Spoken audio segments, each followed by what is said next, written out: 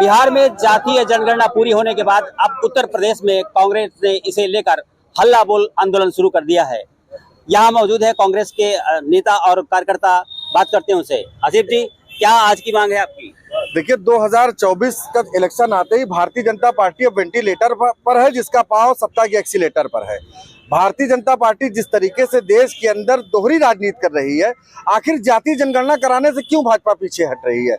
सरकार के पास पेड़, मवेशी, जीव जंतु का आंकड़ा है, मगर सरकार के पास जातियों का आंकड़ा नहीं है।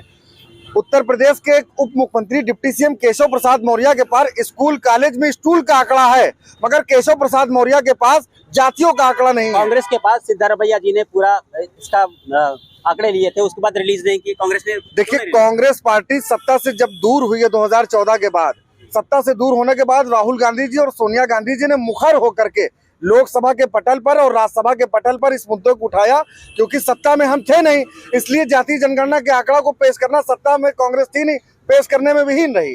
अब सत्ता में बैठे लोगों की जिम्मेवारी है कि उत्तर प्रदेश हो चाहे केंद्र में मोदी सरकार हो, सरकार जातीय जनगणना लागू करे और पूरी तरीके से जातियों के बारे में जनता को जागरूक करके बताए। जी, अध्यक्ष जी, आपसे जानना चाहेंगे कि इतनी लेट क्यों हो गई?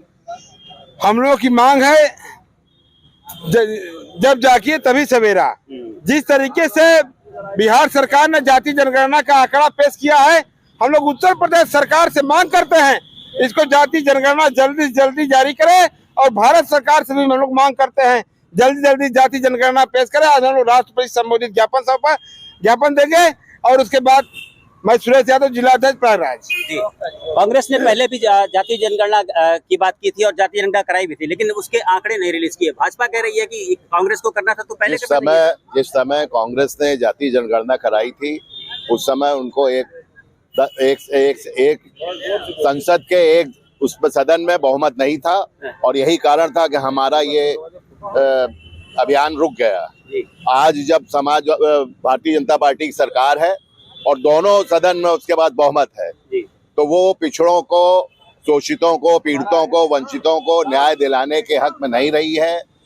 इनके शासित राज्यों में पिछड़ों के ऊपर, दलितों के ऊपर आज जो है अत्याचार हो रहे हैं। आपने देखा कि अभी जो है भारतीय जनता पार्टी शासित एक राज्य में दलित को घोड़ी पे बैठने के कारण जो मारा गया महाराष्ट्र में। जनगणना की बात करिए। जनगणना की जहां तक बात है, जनगणना अब हमने बिहार में जो हमारे अलायंस दल है उन्होंने जो जारी कर दिया है। उत्तर प्रदेश में हमारी मांग है और पूरे देश में हमारी मांग है, 24 की सरकार बनने से पहले ये अपना आंकड़ा प्रस्तुत करें। ये जानते हैं कि हम हर हाल में जो है पूरी तरीके से बैकफुट पर हैं, इसलिए इस गणना को देने से वो।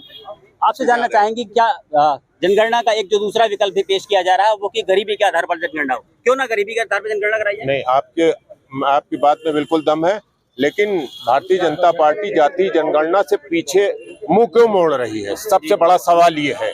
आज हम लोग इसी पे इकट्ठा हुए हैं कि भारतीय जनता पार्टी गरीबी के आधार पर जनगणना की समर्थन करती है कांग्रेस पार्टी? बिल्कुल करती है। मैं तो गरीबी का, कांग्रेस का तो इंदिरा जी का यही था कि गरीबों को साथ लेके पूरे देश को 75 साल देश को चलाया है, और आज उनका तो शोषण करना, गरीबों को वोट लेना, बैकवर्डों को वोट लेना, उसके बाद उनको कुछ देना नहीं।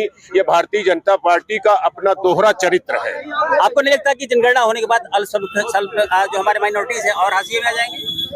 नहीं, अगर सही तरीके से अगर जनगणना होगी तो ये खुल के सामने आएगा कि किसकी कितनी हिस्सेदारी है, किसकी कितनी भागीदारी है।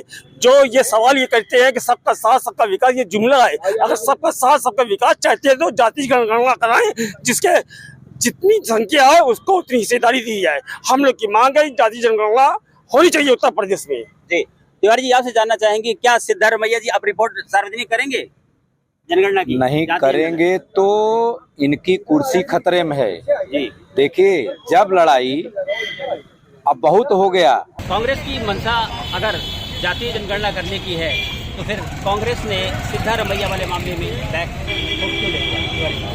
देखिए, बैकफुट नहीं लिया, डेमोक्रेसी है, हमारे कांग्रेस पार्टी में डेमोक्रेसी है, सबकी अपनी अपनी विचारधारा है, लेकिन सामूहिक जब CWC का निर्णय आएगा या हमारे कांग्रेस के राष्ट्रीय अध्यक्ष का निर्णय आ जाएगा वो माना जाता है। सीतारमैया व्यक्तिगत एक प्रदेश के हो सकते हैं, व्यक्तिगत एक प्रदेश में लागू कर सकते हैं, लेकिन जब संयुक्त गठबंधन की, इंडिया गठबंधन की बात आएगी तो जो सब लोग, हर लोग विचारधारा फिर से लागू कराएंगे क्या? बिल्कुल हम लोग लागू नहीं कराएंगे, सार्वजनिक होगी वो। बिल्कुल सार्वजनिक होगी। इसके पहले भी कांग्रेस ने कराया, तो कांग्रेस के अलावा कोई पार्टी नहीं कर सकती है। हमेशा कांग्रेस इस देश के गरीब, नीतीश कुमार जी ने शुरुआत की है। नीतीश कुमार ने शुरुआत किया जब इंडिया गठबंधन बना, उन्होंने एक तीर मारा है। लेकिन ये सामूहिक, आज राहुल गांधी भी कह रहे हैं, अभी मध्य प्रदेश के मीटिंग में उन्होंने कहा कि हम जाति जनगणना की मांग कर रहे हैं और जाति जनगणना इंडिया चाहती है कि हो। आपकी पार्टी के आक्षेप ने दूसरा बयान दिया है इस चीज को लेकर, क्या कहेंगे? देखिए, हमारी पार्टी के रघुनाथ द्विवेदी दूसरा बयान दे सकते हैं, लेकिन जब हम पार्टी के एज प्रदेश के पदाधिकारी बोलेंगे तो हम वही बोलेंगे जो कांग्रेस की लाइन है। व्यक्तिगत विचारधारा अलग है। आप याद करिए, पिछले चुनाव में जब लोकसभा का चुनाव हो रहा था, तमाम दिग्विजय सिंह से लोग को अपनी अपनी अलग विचारधारा बोले, कांग्रेस पार्टी ने खंडन कर दिया। लेकिन हमारे जो संयुक्त प्रदेश कांग्रेस कमेटी की मांग है कि उत्तर प्रदेश में जाति जनगणना हो।